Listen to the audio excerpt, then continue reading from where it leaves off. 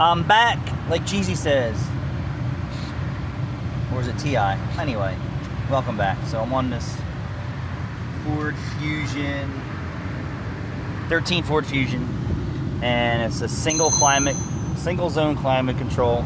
There was no air flowing out of the back of here, and the dial that opens and closes the vent has stops to keep you from overextending it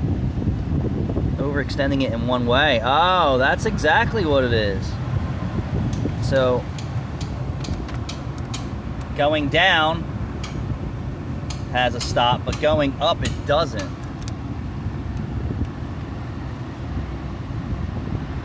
It doesn't work very well. So here was my bush fix, because I couldn't pop the ball back on and it broke. So what I did is I drilled out the arm and I used a machine screw, drilled out the plastic piece so that it could pivot on the screw, and screwed it into the plastic. And it seems to work okay. It doesn't work great, but I think it's enough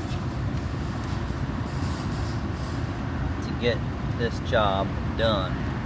But now you can see that the door is opening and closing, and we're gonna put this back together and get these people on their way. Thanks for watching.